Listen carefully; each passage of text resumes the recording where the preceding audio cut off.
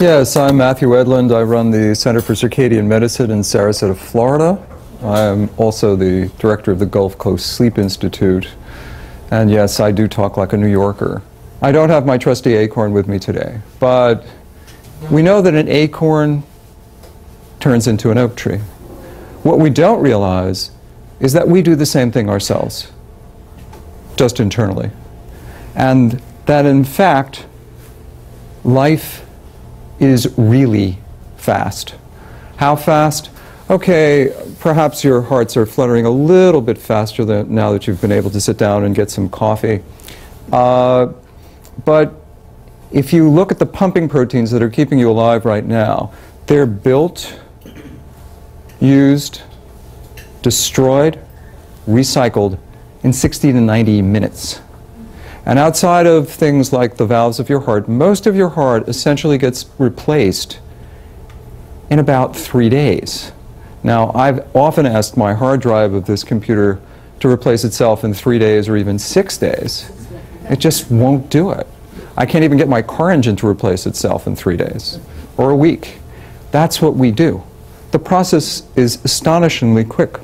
So has anybody here ever woken up in the morning, looked in the mirror and said, "That's not me"? Has that ever happened? I guess maybe one. The fact is, that literally is true. That's not you. You've changed through the night. Your brain has been rebuilt. Your brain has been rewired. Large parts of you have been renewed. That's what's happening every day. That's how our bodies live. Now, obviously, the human body is an incredibly vast information system. We have to process information, we have to forget it or remember it. That's what we do. But if you think of it this way, people are used to using the net, right? Okay. That basically is a giant information network. One of the ways you can view your body also is that of a giant information network, but one that you have a lot of control over. An even more interesting question, which is, what can I do every minute of every day or every hour of every day that'll help regenerate my body?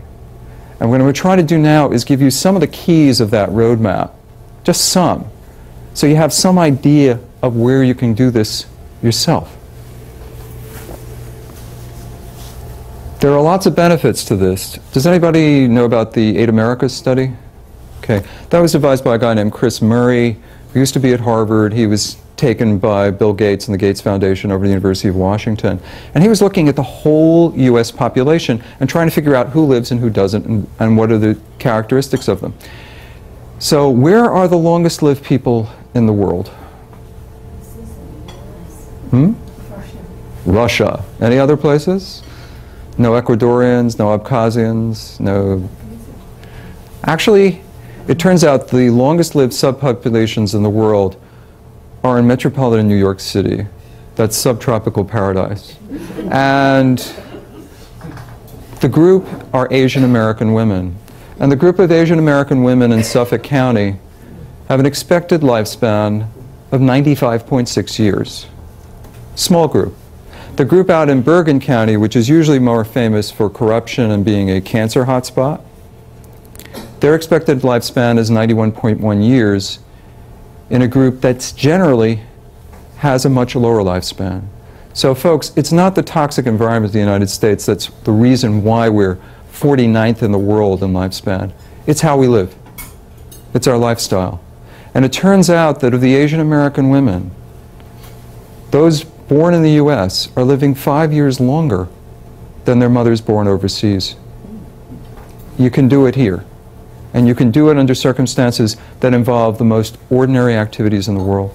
There's even data out there that when you eat foods will change how the liver takes care of all the proteins that come out in terms of producing procarcinogens and producing carcinogens. For example, if you take Brussels sprouts earlier in the meal, you're going to get a whole bunch of different procarcinogens popping out of the liver than if you have it late in the meal. Even sequence of meals makes a difference. That's why people think of food as, you know, diet should be simple. Diet is not simple.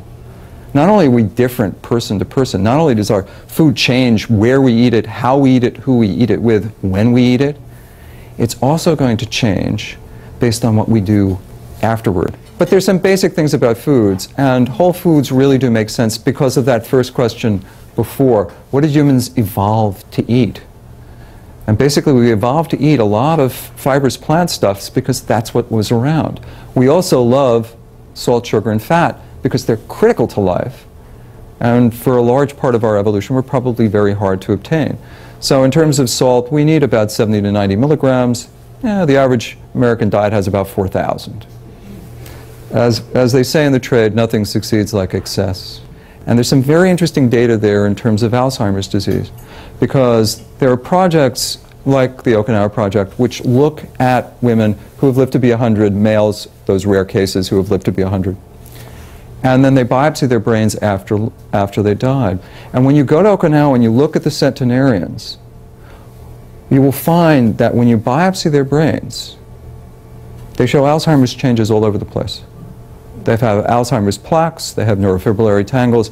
If you show it to a neuropathologist, the neuropathologist is going to say, this is awful, these people have terrible Alzheimer's disease. And most of them didn't show it clinically.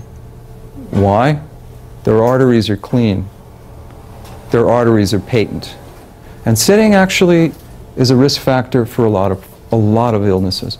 And in terms of how much activity do we really need, given that humans are walking machines, it's amazing how little activity we really need to stay healthy. To maximize lifespan, you're talking 60 to 90 minutes activity. That doesn't mean running to the gym, that doesn't mean going on the Stairmaster. That means walking. That means doing housework. That means doing yard work. It's like 6–7% of the time that we're actually awake. It's a remarkably small amount of time. And I was talking a bit before about Alzheimer's, and there's a lot of data coming out on Alzheimer's pretty much every month. But if you have a choice between doing Sudoku, crossword puzzles on one hand, or taking a walk on the other, what would you do? Walk, right. And why is that? Why? Yeah. Because it keeps your blood going. It not only does things in terms of arteries, but it turns out that if you can walk for 20 or 30 minutes, you're going to grow new brain cells. You're going to grow them in memory areas. You're going to grow them in the hippocampus. And you're going to be able to use them in the next few days. You're literally going to grow memory storage. Why do we like music so much? Stimulation. Stimulation? Hey. Makes you feel happy. Rhythm, yeah. Music is in our genes. We are profoundly rhythmic animals. We don't like to talk to each other at 3 or 4 in the morning, most of us, but we're pretty darn alert in the evening. We're much better at moving at certain times of day than at other times of day. Use that rhythm. Use those rhythms, your own internal rhythms, to make your life more lyrical. Flow is also about meaning and purpose and pleasure. And what's interesting is that they're all interconnected. And you'll see a lot of books where they'll say, okay, this is the diet you should eat, or this is the kind of exercise you should do, or this is the kind of rest, as in the power of rest, that you should do. But what's really interesting is the avenues of that information network are the connections between those. Because how you do physical activity will change with time of day. How you do physical activity will depend dramatically on whether you're doing it with someone else or you're doing it alone. How you do physical activity will change how you ingest your food, how you digest your food. All these things are connected. So if you can think about them, food, activity, rest, just simple idea of food, activity, rest, FAR, as one simple rhythm to the day. But then consider things like biological clocks. Consider things like social engagement. See the interconnections, because, folks, that's what really keeps us healthy. It's not one thing, it's not two things, it's not three things. It's how they fit together. That's how we really regenerate.